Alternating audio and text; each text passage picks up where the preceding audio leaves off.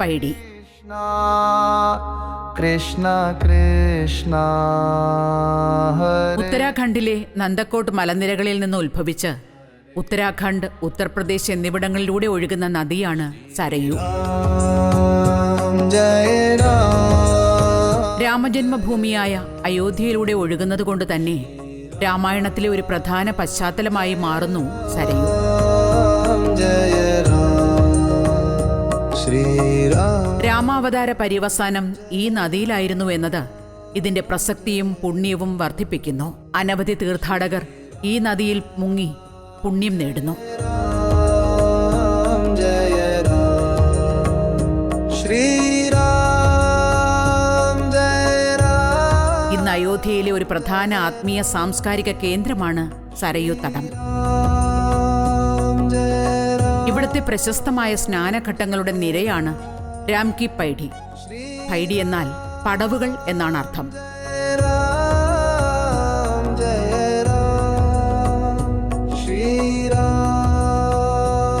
ത്രേതായുഗത്തിൽ ശ്രീരാമൻ സരയൂ നദിയിൽ സ്നാനം ചെയ്യാൻ ഇറങ്ങിയിരുന്നത് ഇതുവഴിയാണ് എന്ന വിശ്വാസമാണ് ഈ പ്രദേശത്തെ പ്രസക്തമാക്കുന്നത്.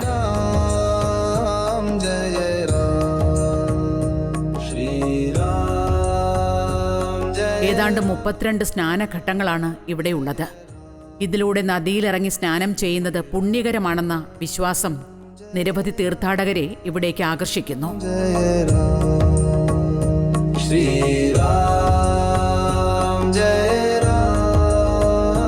എല്ലാ ദിവസവും വൈകുന്നേരം നദിക്ക് അഭിമുഖമായി ആരതി നടത്തപ്പെടുന്നു.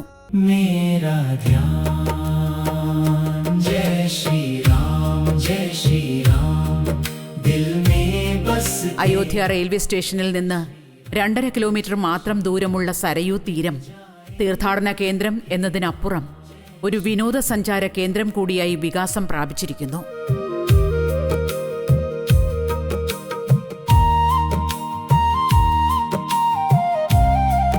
ശുദ്ധമായി സൂക്ഷിക്കുന്ന നദീജലം, സ്നാനത്തിലെ സുരക്ഷിതത്വത്തിനായി ഒരുക്കിയിരിക്കുന്ന സംവിധാനങ്ങൾ, വസ്ത്രം മാറുന്നതിനുള്ള മുറികൾ, വിശ്രമ മുറികൾ, സുരക്ഷാ സംവിധാനങ്ങൾ എന്നുവേണ്ട എല്ലാ ക്രമീകരണങ്ങളും രാം കി പൈഡിയെ ശ്രദ്ധേയമാക്കുന്നു.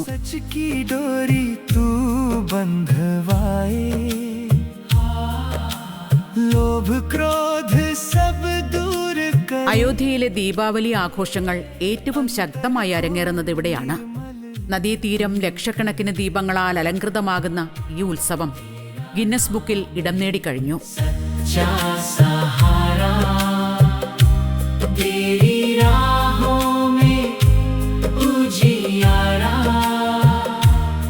നദിയിലെ ജലം പമ്പുകൾ ഉപയോഗിച്ച് പടവുകളിലൂടെ ഒഴുക്കി വീണ്ടും നദിയിലെത്തിക്കുന്ന സംവിധാനമാണ് മറ്റൊരു പ്രത്യേകത.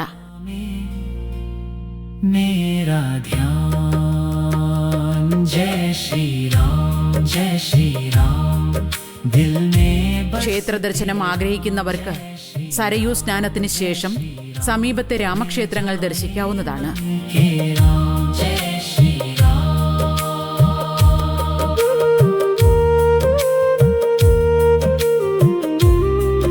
മനസ്സിന് ശാന്തിയും സന്തോഷവും നേടാൻ പ്രകൃതി ദൃശ്യമാണ് അഭികാമ്യം എന്ന് കരുതുന്നവർക്ക് ഇവിടെ ഇരുന്ന് ആ സ്വകാര്യ സന്തോഷം ആസ്വദിക്കാവുന്നതാണ്.